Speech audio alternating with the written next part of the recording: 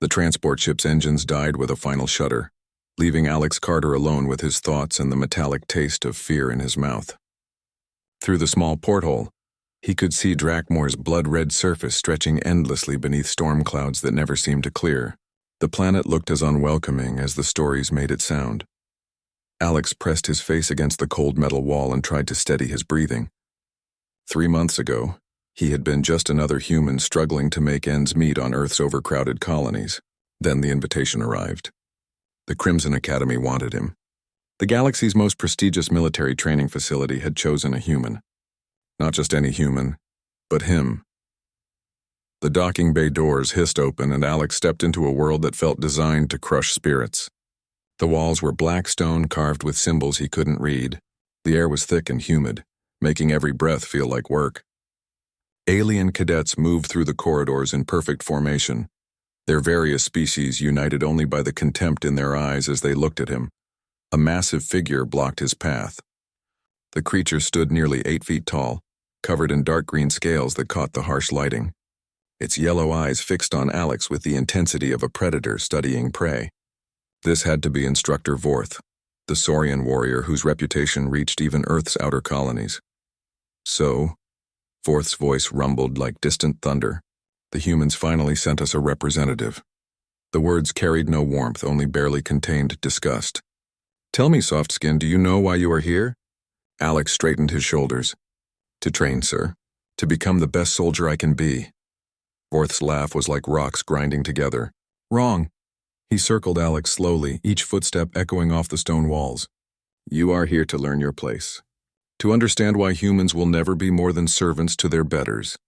Other cadets had stopped to watch. Alex counted at least 20 different species, all of them larger, stronger, or more naturally armed than humans. A few had multiple arms, others had natural armor plating.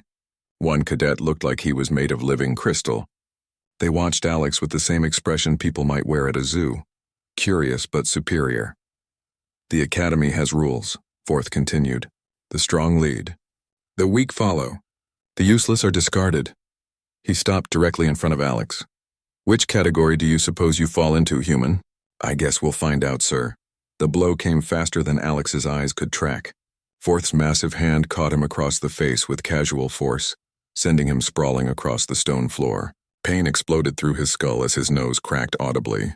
Blood began flowing immediately, coating his lips with a metallic taste. The alien cadets laughed.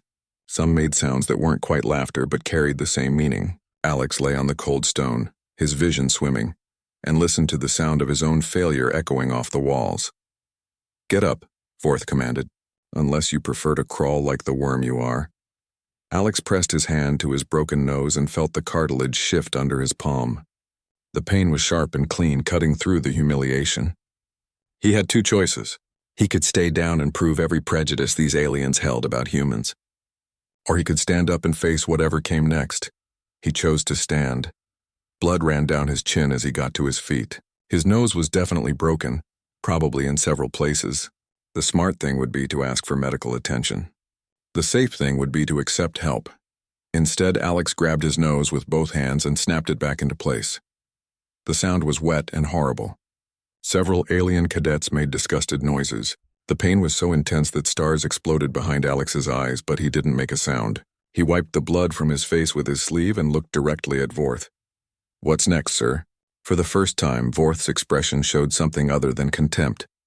It might have been surprise or possibly respect. The moment passed quickly. Next, you learn the Academy's first lesson, Vorth said. Pain is a teacher. Those who listen to its lessons survive. Those who don't become examples for others. He gestured to the watching cadets. These are your classmates. Some come from warrior races that have conquered entire star systems. Others possess natural abilities that make them living weapons. All of them have earned their place here through strength. Vorth's gaze returned to Alex. You are here because someone made a mistake. Perhaps they thought humans had hidden potential. Perhaps they felt sorry for your pathetic species. It doesn't matter. By the time I am finished with you, everyone will understand the truth about human weakness. Alex said nothing. The blood had mostly stopped flowing, but his face was already swelling. Each breath through his nose was agony, but he kept breathing. He had survived the first test by refusing to quit. Now he needed to survive whatever came next. Your quarters are in Block 7, Vorth said, bottom level beside the waste processing units. Fitting, don't you think? More laughter from the assembled cadets. Training begins at dawn. Do try not to die on your first day. It would rob me of the pleasure of breaking you properly. The crowd began to disperse, alien cadets moving away in their perfect formations. Alex stood alone in the corridor, blood slowly drying on his uniform, and tried to process what had just happened. This wasn't going to be like the recruitment videos. This wasn't going to be about honor and glory and becoming the best version of himself. This was going to be about survival. Pure and simple. As he made his way toward Block 7, Alex caught his reflection in a polished metal panel. His nose was crooked and both eyes were starting to blacken. He looked like he had already lost a fight, but he was still standing. Still breathing. Still here. The quarters Vorth had mentioned turned out to be exactly as advertised. A small room beside machinery that hummed and clanked constantly. The bed was too short for a human, and the walls were stained with substances Alex didn't want to identify. He sat on the edge of the bed and tried to think through his situation logically. He was surrounded by hostile aliens who viewed him as inferior. His instructor had already marked him for special punishment. He had no allies and no advantages he could identify. The smart thing to do would be to quit. To accept that humans weren't ready for this level of challenge and go home with his dignity intact. Alex touched his broken nose and smiled for the first time since arriving. Dignity was already gone. Pride was a luxury he couldn't afford. All he had left was stubbornness. That would have to be enough. Dawn on Drakmor arrived without sunlight, just a gradual lessening of the eternal darkness that shrouded the planet's surface. Alex had barely slept, kept awake by the constant noise from the waste processing units and the throbbing pain in his face. When the alarm sounded throughout the academy, he was already awake. The training ground was a nightmare of black metal and sharp edges. Obstacle courses that looked designed to maim rather than challenge. Gravity chambers that could crush bones. Weapons that hummed with lethal energy. Alex joined the formation of cadets, noting how they automatically gave him a wide berth, as if his humanity might be contagious. Vorth appeared like a storm cloud, his massive frame casting shadows across the assembled recruits. Today you learn what it means to be a warrior, he announced. Some of you will excel, others will fail. A few might die. This is acceptable. Alex felt his stomach drop. Die on the second day? The academy exists for one purpose, Vorth continued, pacing in front of the formation. To prove that strength determines worth. That the strong deserve to rule while the weak deserve to serve. His yellow eyes found Alex in the crowd. Some species understand this naturally. Others must have the lesson beaten into them. The first exercise was simple in concept, deadly in execution. Cadets would navigate an obstacle course while gravity generators randomly shifted the pull from 1 to 10 times normal. The course included spinning blades, energy barriers, and pits filled with what looked like acid. Alex watched the first few cadets attempt the course. A crystalline being from Kepler-7 moved through the obstacles with liquid grace, its natural hardness protecting it from impacts that would have killed a human. A four-armed warrior from the Centauri system used its multiple limbs to navigate sections that seemed impossible for bipedal species. Then came the failures. A cadet from a low-gravity world couldn't handle the sudden shifts in weight and fell into one of the acid pits. The screaming lasted longer than Alex expected. Another recruit, overconfident in his natural armor, was sliced in half by a blade that moved faster than his reflexes could track. Human, Vorth called out. Your turn. Alex stepped forward, acutely aware of every eye watching him. The other cadets expected him to die. Some probably hoped for it. The entertainment value alone would make their day more interesting. He approached the first obstacle, a series of platforms that spun unpredictably while gravity generators made each step feel like walking through mud or floating in space. The trick, he realized, wasn't to fight the changing conditions but to adapt to them. When gravity increased, he stayed low and used his hands for balance. When it decreased, he used the momentum to leap farther than should have been possible. His human flexibility, useless against Vorth's strength, proved surprisingly valuable in navigating tight spaces that bulkier aliens struggled with. The spinning blades nearly killed him twice. Once when his jacket caught on a rotating mechanism, and once when a gravity shift threw him directly into their path. But humans, he discovered, had one advantage that none of the other species seemed to possess. They were excellent at falling. While other cadets tried to maintain perfect form and balance, Alex embraced controlled falling. He rolled, tumbled, and slid through sections that would have required careful precision from others.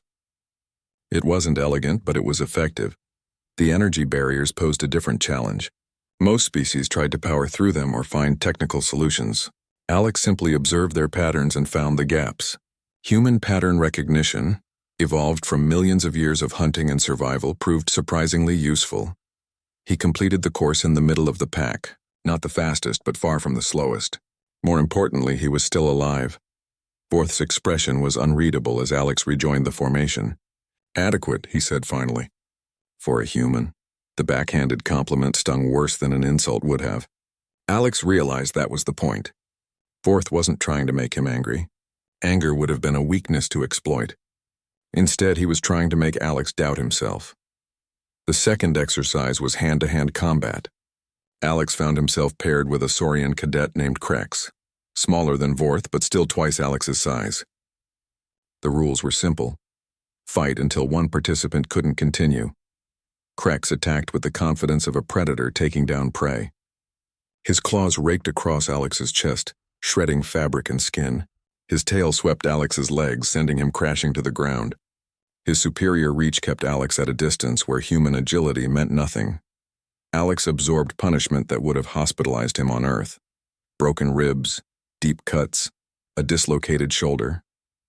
The pain was incredible, but something strange happened as the fight continued. The pain became familiar, expected, almost comfortable. While Krex grew frustrated with his inability to finish the fight quickly, Alex began to learn. Saurians were strong and fast, but they relied on intimidation and overwhelming force. They weren't used to opponents who could take damage and keep fighting. Alex began using Krex's strength against him. When the alien lunged forward with claws extended, Alex grabbed his arm and used his momentum to throw him off balance. When Krex tried to use his tail as a weapon, Alex caught it and held on, limiting the Saurian's mobility. The turning point came when Krex, growing desperate, attempted a finishing move that left him briefly exposed. Alex drove his knee into the alien's solar plexus with every ounce of strength he possessed. Krex folded like paper and didn't get up. The training ground fell silent. Alex stood over his defeated opponent, blood streaming from multiple wounds, and tried not to collapse. His vision was gray around the edges and every breath felt like fire in his chest. "Interesting," Vorth said, approaching the pair. "The human cheats, sir?" Alex managed to gasp. "You refuse to fight properly. You absorb damage that should have ended the contest immediately. You use techniques that have no honor." Vorth's smile was all teeth. "I approve. Survival requires any advantage." Alex realized he had just passed another test, though not in the way he expected. The Academy wasn't just about proving alien superiority. It was about creating survivors, warriors who would do whatever it took to win. Over the following days, the pattern became clear. Each exercise was designed to break cadets in different ways. Mental challenges that pushed sanity to its limits, survival scenarios where the environment itself was the enemy, combat simulations where death was a real possibility. Alex began to understand why so few species sent representatives to the Academy. It wasn't about honor or glory. It was about creating soldiers who had been forged in conditions that would destroy normal beings. The other cadets began to notice that the human wasn't dying as expected. Alex's ability to recover from injuries that should have been crippling disturbed them. His refusal to stay down when logic demanded surrender made them uncomfortable. By the end of his first week, Alex had earned something he hadn't expected: wary respect. He wasn't the strongest or fastest cadet, but he was proving harder to break than anyone anticipated. Vorth watched it all with growing interest. The human was revealing characteristics that didn't match the standard assessments of the species. Pain tolerance beyond normal parameters, recovery rates that seemed impossible, mental resilience that bordered on the pathological. Perhaps breaking this particular human would require more creative methods. 3 weeks into training, Alex discovered he wasn't the only outcast at the Academy. The mess hall operated on a rigid hierarchy based on species strength and political influence. The crystalline beings from Kepler 7 sat at the top tables, their natural armor and economic power making them untouchable. Saurians like Vorth held the middle ground through raw physical dominance. Everyone else scrambled for whatever position they could maintain. At the bottom, sharing tables near the kitchen waste, sat the rejects. Species that had been admitted to the Academy, despite being considered inferior by galactic standards. Alex found himself gravitating toward this group not by choice, but because no one else would tolerate his presence. There was Beth, a Terran like himself but from the outer colonies where genetic modification had given her people enhanced reflexes and night vision. The Academy classified her as barely above baseline human. Next to her sat Doc, an insectoid from Rigel whose species was considered primitive despite their natural ability to calculate complex mathematics instantly. Completing their unlikely group was Nera, from a water world whose people could hold their breath for hours but were dismissed as weaklings because they avoided conflict. "You're the one who broke Krex's ribs," Beth observed during their first shared meal. Her enhanced eyes studied Alex with an intensity that made him uncomfortable. Nobody expected that. Alex prodded the gray substance on his plate that was supposedly food. "Nobody expected me to survive past day one. I'm full of surprises." Doc's mandibles clicked in what Alex had learned was amusement. "The instructors are calculating new probability matrices for human performance. Your survival has introduced variables they did not account for." "Great," Alex muttered. "I'm a statistical anomaly." "Better than being a corpse," Nera added quietly. Her gills fluttered nervously as she spoke, a sign that the dry academy air was uncomfortable for her, which is what most of us were expected to become. Over the following days, Alex began to understand the true purpose of the academy. It wasn't just military training. It was social engineering on a galactic scale. The strongest species maintained their positions by proving their superiority over everyone else. The weaker species were given just enough hope to keep trying, ensuring a steady supply of soldiers who knew their place in the hierarchy. But the system had flaws. It assumed that strength could be measured in simple physical terms.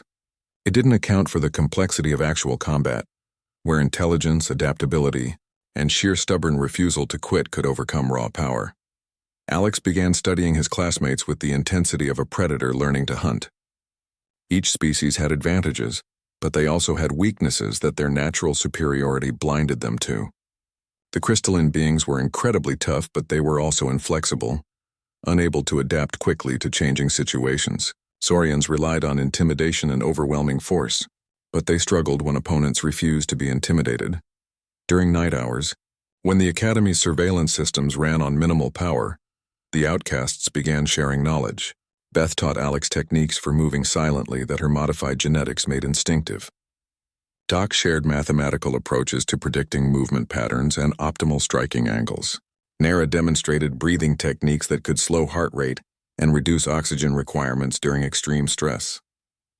In return, Alex shared something that surprised them all: human stubbornness applied as a tactical principle. "Your species has an interesting relationship with pain," Doc observed after Alex demonstrated a fighting technique that involved accepting injury in order to create an opening for counterattack. "Most beings seek to minimize damage to themselves.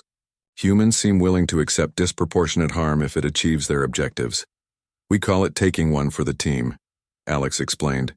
"Sometimes the best strategy is to let yourself get hurt so you can hurt the other guy worse." This philosophy proved increasingly valuable as training intensified. Forth had begun designing exercises specifically to break the human spirit.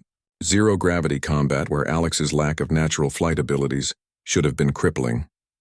Survival exercises in environments that seemed designed to kill humans specifically. But Alex had advantages that Vorth didn't understand. Human endurance was legendary among Earth species, evolved from millions of years of persistence hunting.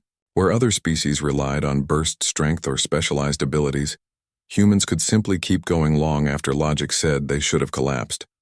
More importantly, humans were adaptation specialists. While other species had evolved to excel in specific environments, humans had learned to survive anywhere. This flexibility proved invaluable in the Academy's constantly changing challenges. The breakthrough came during a combat exercise designed to pit species against their natural counters. Alex found himself facing a Centaurian warrior whose 4 arms and natural armor should have made victory impossible. The alien was faster, stronger, and better armed. Alex lost the fight, but not in the way anyone expected. Instead of trying to match the Centaurians' advantages, Alex focused on disrupting them. He used his smaller size to get inside the alien's guard where multiple arms became a disadvantage rather than an asset. He targeted joints and soft tissues that armor couldn't protect. Most importantly, he refused to fight the battle his opponent expected. When the Centaurian finally pinned him down, Alex was smiling despite his injuries. "Why do you look pleased?" the alien demanded, all 4 arms holding Alex in an unbreakable grip. "You have lost, have I?" Alex asked. Then he activated the training explosive he had positioned against the Centaurian's back during their struggle. The blast wasn't enough to cause real harm through the alien's armor, but it was sufficient to trigger the exercise's end condition. In a real combat situation, both fighters would have been killed, but Alex's sacrifice would have taken out a superior opponent. Vorth studied the exercise recordings for hours afterward. The human had lost according to every traditional metric, but he had achieved mission objectives through unconventional means. It was disturbing. "Your species fights without honor," Vorth told Alex during their next private session. These had become regular occurrences as the instructor tried to understand what made the humans so difficult to break.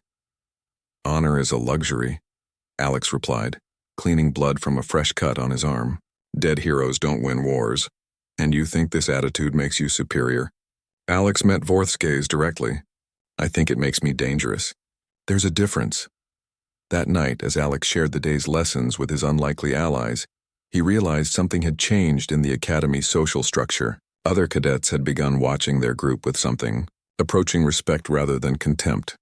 Word was spreading that the outcasts were developing fighting techniques that the elite species couldn't counter. "They're scared," Beth observed, her enhanced vision picking up subtle body language cues from across the mess hall. "The ones who thought they were guaranteed to graduate are starting to realize they might not make it." "Good," Alex said. "Scared opponents make mistakes." Doc's mandibles clicked rapidly as he processed probability calculations. "The instructors are also recalculating their assessments. Our survival rates are exceeding all projections." Nara nodded agreement, her gills fluttering with what Alex had learned was excitement. "They expected us to provide easy victories for the superior species. Instead, we're proving that survival isn't just about individual strength." Alex looked around the table at his companions. A modified human, a mathematical insect, and an aquatic pacifist. None of them would have been anyone's first choice for elite warriors. But together they were becoming something more than the sum of their parts. The Academy's hierarchy was based on the assumption that strength was individual and measurable. It didn't account for the possibility that the weak could become strong through cooperation and adaptation. That blindness was becoming a weakness Alex intended to exploit. The order came during what should have been a routine morning formation. Alex stood with the other cadets in the pre-dawn darkness, his breath visible in the cold air, when Vorth approached with the expression that promised nothing good. "Carter," the instructor's voice carried across the training ground like a death sentence. "Step forward." Alex obeyed, feeling the weight of hundreds of alien eyes watching his every move. Over the past month, he had earned a reputation among the cadets. Not respect exactly, but acknowledgement that he was more dangerous than his appearance suggested. Some of the weaker species had even begun copying his unconventional fighting techniques. Vorth held up a data pad that glowed with official Academy seals. "By order of the Training Council, you have been selected for Advanced Survival Assessment. Congratulations." The word congratulations sounded like a threat in Vorth's mouth. Alex kept his expression neutral, but his stomach dropped. Advanced assessments were usually reserved for cadets near graduation, not first-year students who had been at the Academy for barely 6 weeks. "The assessment will take place on Drakmore's northern continent," Vorth continued. 30 days solo survival, no equipment beyond basic clothing. Failure means death. Success means you return to continue training. His smile revealed too many sharp teeth. Most cadets attempt this assessment in their final year, when they have years of training to draw upon. You, however, will attempt it now. Alex understood. This wasn't an assessment. It was an execution disguised as training. Vorth had grown tired of trying to break him through conventional means and had decided to let Drakmore's hostile environment finish the job. "When do I leave?" Alex asked. Now, the transport to the northern continent was a cramped atmospheric shuttle piloted by a bored-looking alien who didn't bother to hide his contempt for human passengers. Through the small porthole, Alex watched the Academy shrink to a dark spot on the planet's surface. The pilot dumped him on a barren plateau surrounded by jagged rock formations that looked like broken teeth. The shuttle's engines were already spinning up for departure before Alex had fully stepped onto the ground. 30 days, the pilot called through the open hatch. If you're still alive, signal for pickup at these coordinates. He tossed a small beacon at Alex's feet. Try not to die too quickly. The entertainment value drops off if it's over too fast. Then he was gone, leaving Alex alone on an alien world that seemed designed specifically to kill humans. The first challenge was immediate. Drakmore's northern continent experienced temperature swings that ranged from blazing heat during the day to freezing cold at night. The atmospheric pressure was wrong for human lungs, making every breath feel insufficient. The local wildlife included creatures that made Earth's most dangerous predators look like house pets. Alex had no shelter, no tools, no food, and no water. In military survival training on Earth, he would have expected to last perhaps a week under similar conditions. Here, with alien biochemistry and hostile environment factors he didn't understand, his chances seemed essentially zero. But humans, he reminded himself, were specialists in making the impossible merely improbable. The first night nearly killed him. Without proper shelter, the temperature drop caught him unprepared. He spent hours shivering in a crude windbreak made from rocks in his torn jacket, fighting hypothermia while his body burned through its energy reserves trying to stay warm. By morning, he had made his first crucial discovery.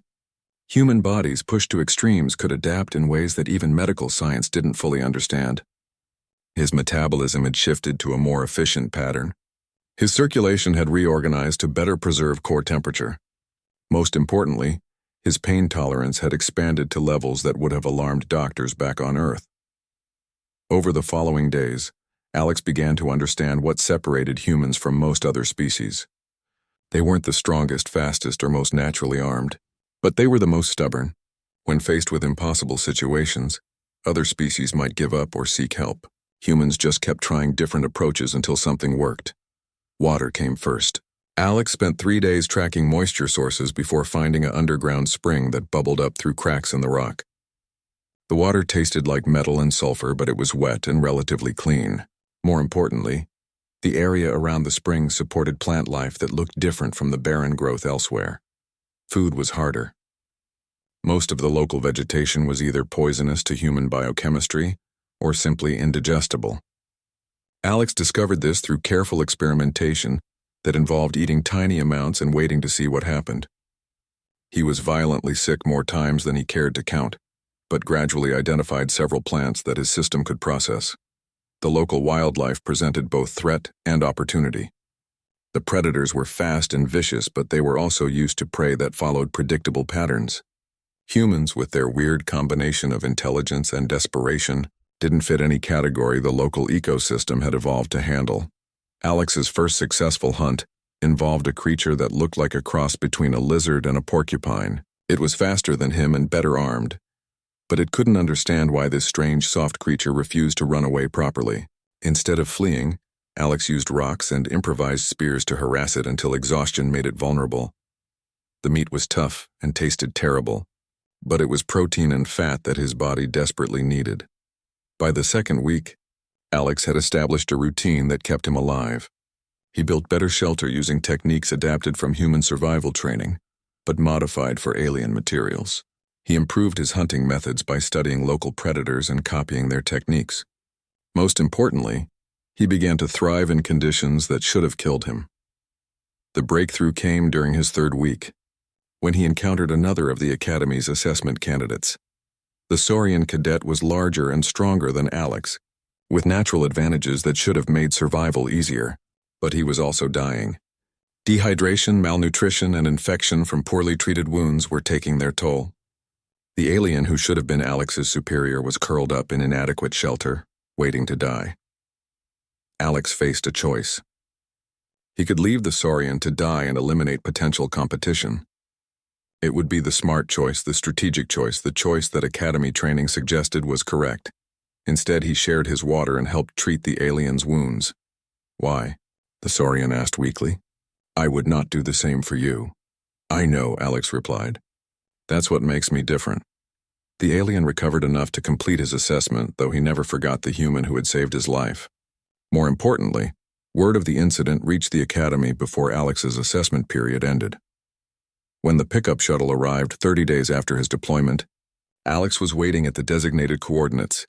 He was thinner than when he had left, scarred from encounters with local predators and darkened by constant exposure to Drakmore's harsh sun, but he was alive, alert, and somehow more dangerous than when he had left. The pilot who collected him was the same alien who had dropped him off. His expression showed surprise, then grudging respect as he took in Alex's appearance. 30 days, the pilot said. Most species consider themselves lucky to survive 2 weeks. Alex settled into the shuttle's passenger compartment and closed his eyes. Most species quit when things get hard. During the flight back to the Academy, Alex reflected on what the month had taught him. He had discovered capabilities he hadn't known he possessed. More importantly, he had learned that human advantages weren't always obvious or measurable by conventional standards. The Academy's tests were designed to prove species superiority through direct competition, but survival wasn't about being the best at any single thing. It was about being good enough at enough different things to keep going when others gave up. When the shuttle touched down at the Academy's landing pad, Alex could see crowds of cadets waiting to witness his return. Many had bet on whether he would survive at all. Others had wagered on how quickly he would break under the pressure.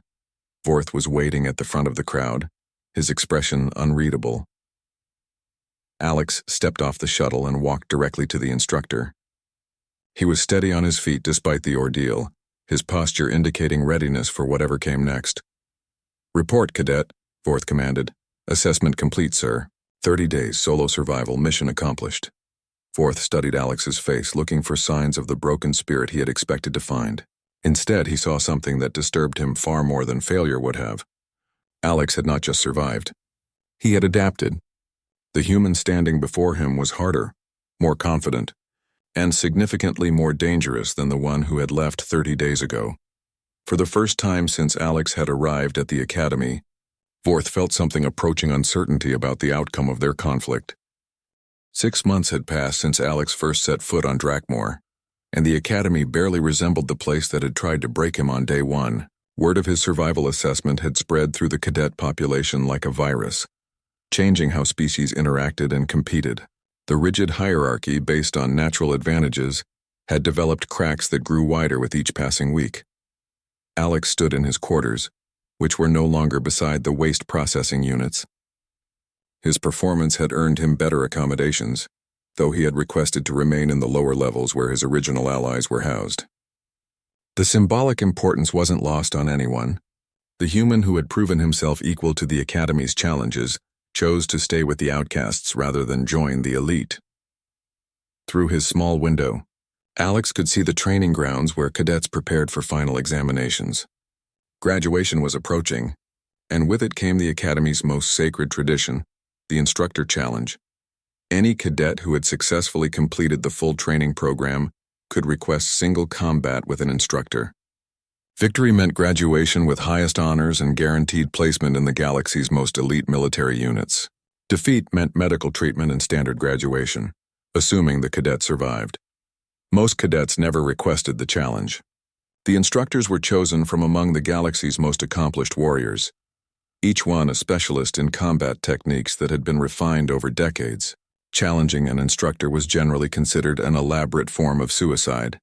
Alex had requested to face Vorth.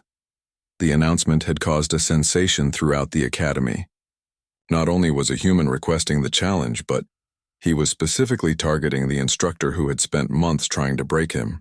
The betting pools were overwhelmed with wagers, most of them predicting that Alex would be dead within the first minute of combat. Vorth himself had seemed almost pleased when the request was formally submitted. Finally, the Saurian had said during their last training session, "A chance to finish what we started properly." The challenge would take place in the Academy's main arena, a circular pit surrounded by tiered seating that could accommodate the entire cadet population and faculty. The rules were simple: hand-to-hand combat until one participant yielded or could no longer continue. No weapons beyond what the fighters brought naturally. No time limits. No interference from spectators. Alex spent his final preparation days not in intensive training, but in meditation and analysis. He had studied Vorth obsessively over the months, learning every habit, every preference, every unconscious tell that might provide an advantage. The Saurian was a formidable opponent, but he was also predictable in the way that dominant predators often were. The day of the challenge arrived with Drakmore's typical gloom. The arena filled with spectators whose excitement was palpable. Alex could see his allies in the crowd. Beth, with her enhanced vision, focused intently on the combat area, Doc calculating probability matrices in his head, Nara holding her breath in anticipation. He could also see the faculty members, alien instructors who had watched his progress with growing unease. They understood what this challenge really represented. If a human could defeat one of their best, it would fundamentally alter the Academy's purpose and the galaxy's understanding of species capability. Alex entered the arena wearing only basic training clothes and a calm expression that unnerved many spectators. Across the pit, Vorth emerged in traditional Saurian combat gear. Reinforced scales polished to a deadly sheen, claws sharpened to razor points, and the confident swagger of a predator entering his natural element. The Academy's commandant, a crystalline being whose species had founded the institution, stepped forward to announce the terms. This combat will determine fitness for graduation with honors. Victory goes to the participant who forces yield or incapacitation. Are both fighters prepared? Ready, Vorth rumbled, his voice carrying the satisfaction of someone about to complete a long-delayed task. Alex simply nodded. Begin. Vorth's opening attack came with the speed and power that had made him legendary among Academy instructors. His claws swept through the air where Alex's head had been a fraction of a second before, close enough that the human could feel the wind from their passage. But Alex wasn't where Vorth expected him to be. 6 months of training, adaptation, and survival had changed more than just his physical capabilities. His reaction time had improved beyond normal human parameters. His spatial awareness had expanded to levels that bordered on supernatural. Most importantly, his understanding of combat had evolved from academic theory to visceral instinct. Alex rolled under Vorth's second attack and came up behind the instructor's left side. His elbow drove into the junction between two scale plates, finding one of the few spots where Saurian anatomy was vulnerable. Vorth grunted with surprise and pain, spinning to face his opponent with new respect. You have learned something, Vorth acknowledged, beginning to circle with more caution than before. I learned from the best teacher I ever had, Alex replied, mirroring the instructor's movement. Pain is an excellent educator. The crowd had fallen silent. Everyone had expected to see the human crushed quickly and definitively. Instead, they were watching what appeared to be an actual contest between two skilled fighters. Vorth's second assault was more calculated, using his superior reach and strength to keep Alex at a distance while landing devastating strikes. His tail swept the human's leg, sending Alex tumbling across the arena floor. His claws raked across Alex's chest, leaving deep furrows that bled freely. But Alex absorbed the punishment with disturbing calm, using his momentum from each impact to reposition rather than simply endure. When Vorth's claw strike drew blood, Alex grabbed the instructor's wrist and used the alien's own strength to pull himself into close range, where Saurian advantages were minimized. The fight became a brutal display of endurance versus power. Vorth's attacks were devastating when they connected, but Alex's ability to absorb damage and continue fighting was beginning to concern the instructor. Humans, it seemed, had pain thresholds that bordered on the pathological. Why do you not stay down? Vorth demanded during a brief separation, breathing heavily from exertion. You cannot win through endurance alone. Alex wiped blood from his mouth and smiled. Can I? That was when Vorth realized his mistake. He had been fighting to prove his superiority, to demonstrate the natural order that placed Saurians above humans. Alex had been fighting to survive, which meant he was willing to accept any amount of damage as long as it moved him closer to victory. The turning point came when Vorth, frustrated by his inability to finish the fight quickly, committed to a devastating overhead strike that would have crushed a human skull. Alex didn't try to dodge completely.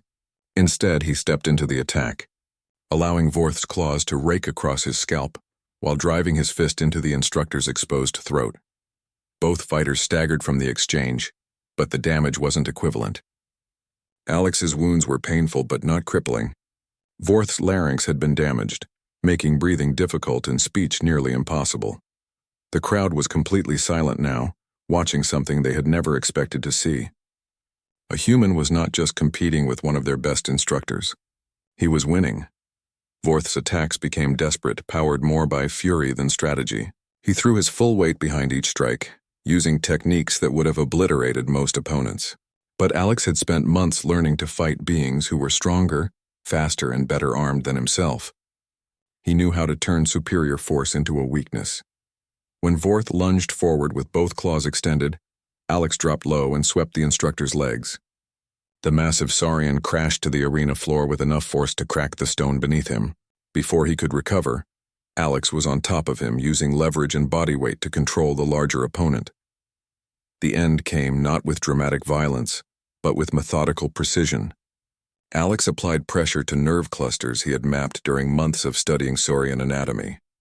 One by one, he shut down Vorth's ability to resist, using techniques that caused excruciating pain without permanent damage. "Yield," Alex said quietly, his voice carrying clearly in the silent arena. Vorth's response was a growl of pure rage, accompanied by a desperate attempt to throw Alex off through brute strength.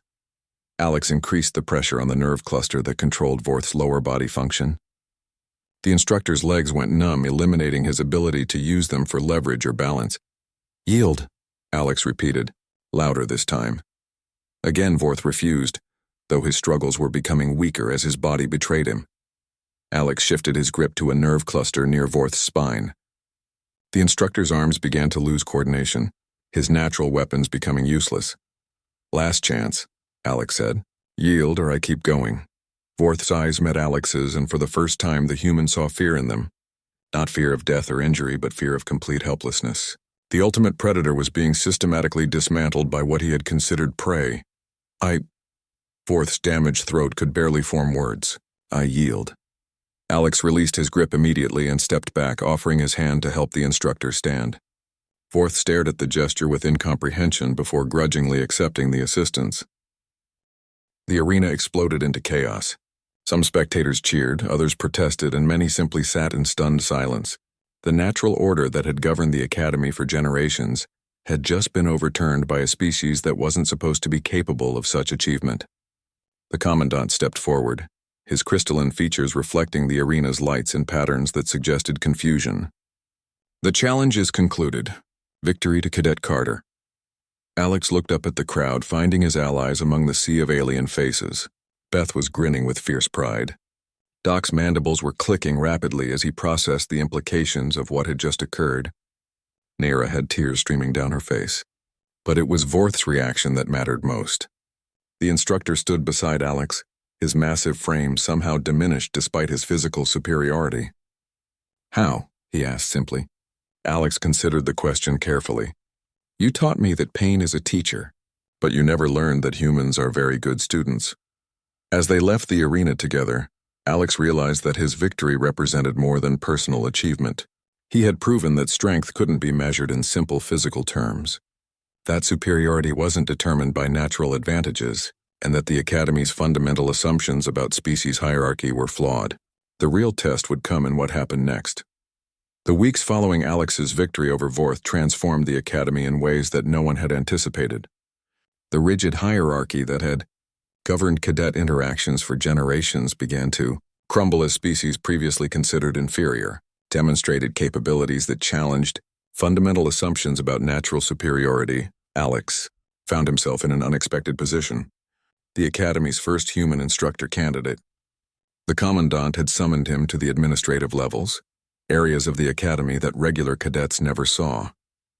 The corridors here were lined with monuments to great warriors from across the galaxy, their achievements carved in stone that would outlast civilizations. "Your victory has created complications," the Commandant announced without preamble. His crystalline form caught the light in patterns that suggested deep unease. "The Academy's charter is based on principles that your success calls into question." Alex stood at attention, though his relaxed posture suggested confidence rather than military discipline. "What kind of complications, sir?" Political ones, economic ones, social ones. The Commandant gestured to displays showing Academy statistics. Recruitment inquiries from previously excluded species have increased by 400%. Military contracts that assumed alien superiority are being renegotiated. Most importantly, the other instructors are questioning their own assumptions about combat effectiveness. Through the large windows, Alex could see the training grounds where his former classmates continued their preparation. But something had changed in how they approached the exercises. The natural segregation by species had given way to mixed groups that shared techniques across racial lines. Beings who had never spoken to each other were learning from each other's strengths. Change often creates complications, Alex observed. That doesn't make it wrong. The Commandant's form shifted through colors that Alex had learned indicated deep thought. Tell me, human, what do you believe the Academy's purpose should be? Alex considered the question carefully. To create the best warriors possible, regardless of where they come from or what they look like naturally. And you think this is achievable? I think it's necessary. The galaxy is a dangerous place. Wars aren't won by the species with the best natural advantages. They're won by the ones who adapt fastest and fight smartest. The Commandant was silent for a long time, processing implications that reached far beyond the Academy's walls. Finally, he reached a decision that would reshape galactic military doctrine. Very well, you will become an instructor, effective immediately. Your first assignment will be training the newest intake of cadets, including the first full class of humans to attend the Academy. 6 months later, Alex stood on the same landing pad where his own transport had deposited him over a year ago. But now he wore instructor insignia and carried the authority that came with having proven himself against the Academy's best. The approaching transport carried cargo that would have been unimaginable when he first arrived. 50 human cadets selected from across Earth's colonies. The humans who emerged from the transport were diverse in background and appearance, but they all shared certain characteristics. Intelligence, determination, and the kind of stubborn refusal to quit that had gotten Alex through his darkest moments at the Academy. They also looked terrified. Welcome to the Crimson Academy, Alex announced as the new cadets formed an uneven line in front of him. I am Instructor Carter. I will be responsible for ensuring that you either become the best warriors you are capable of being, or that you understand why you failed. A young woman near the front of the group raised her hand hesitantly. Sir, is it true that you defeated a Saurian instructor in single combat?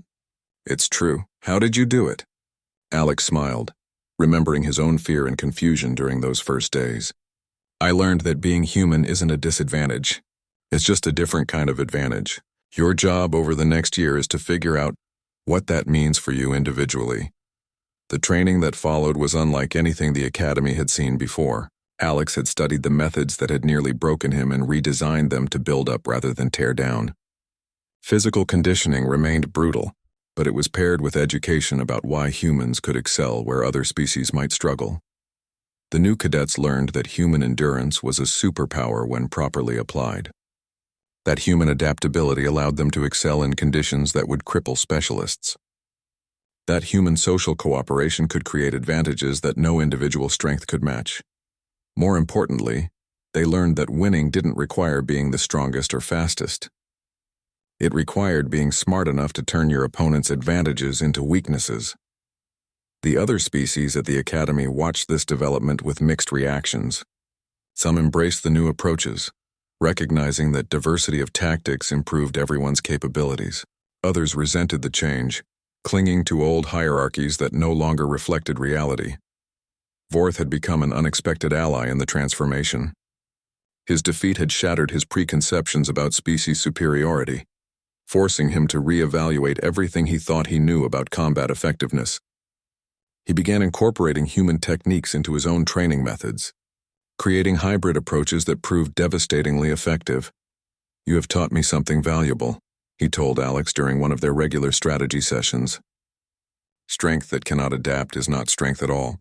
It is merely momentum waiting to be redirected. The real test of the new system came during graduation exercises for Alex's first class.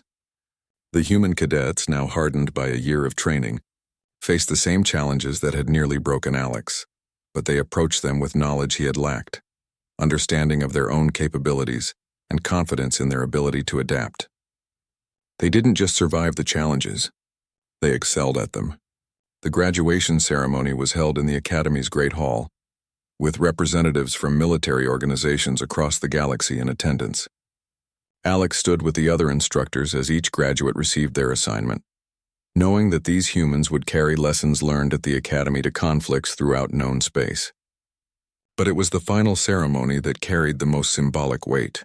The Academy's tradition required the top graduate to receive honors from the Commandant personally.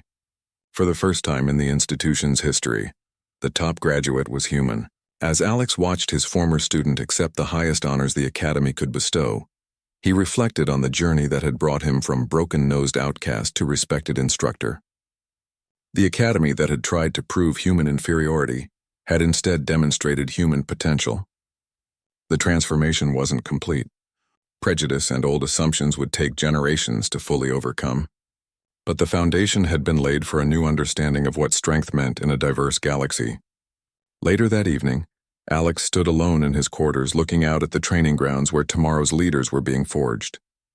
On his desk lay a message from Earth, a formal request for his return to help establish similar training programs throughout human space. He would decline the offer. His work at the Academy was not finished. There were still minds to change, still assumptions to challenge, still proof to be offered that the galaxy's future belonged to those who could adapt rather than those who had been born with natural advantages. Alex touched the small scar on his nose, a reminder of that first day when Vorth had tried to break his spirit with casual violence. The instructor had succeeded in teaching him something, though not what he had intended. Pain was indeed a teacher, but the most important lesson it taught was that humans were very, very good students. The Academy's motto, carved in stone above the main entrance, had remained unchanged for centuries: strength through superiority. But below it, added after Alex's graduation, new words had been inscribed in multiple languages: wisdom through adaptation. It was, Alex thought, a much better philosophy for building warriors who would actually win wars rather than simply dominating the weak. The galaxy was about to learn what humans could accomplish when they stopped apologizing for being different and started using those differences as weapons. The lesson would begin with the graduates of the Crimson Academy, but it wouldn't end there. Humanity had found its place among the stars, not as servants or subjects, but as teachers of a simple truth. In a universe full of specialists, the generalists would inherit everything.